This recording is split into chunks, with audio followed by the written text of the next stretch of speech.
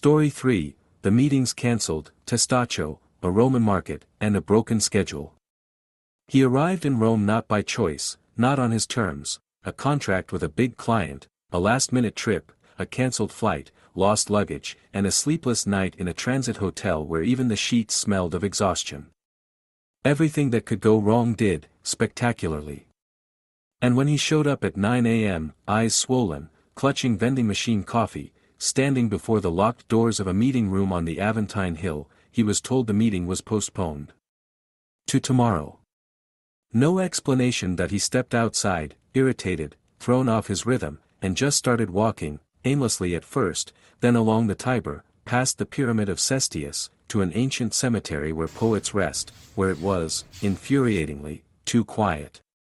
He had no task, no goal, not even a map, just a strange feeling that if he didn't break free from himself, from his calendar, from his ambitions, he'd explode. That he ended up at the Testaccio market.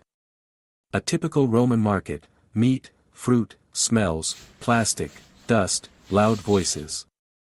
He ordered a panini, sat at a plastic table in the corner, and pulled a notebook from the familiar pocket of his jacket, the one he always used for sketching logos, diagrams, roadmaps.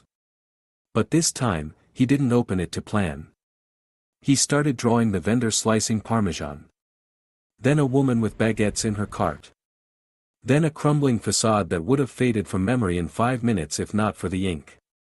And suddenly, time moved differently, not by the clock, not by Google Calendar, but by the shifting shadows and the scent of tomatoes in the air. That he spent the whole day like that, sketching the market, the stalls, the people, the pauses, the graffiti-covered walls. And only late that evening did he realize he'd forgotten what day of the week it was, for the first time in years.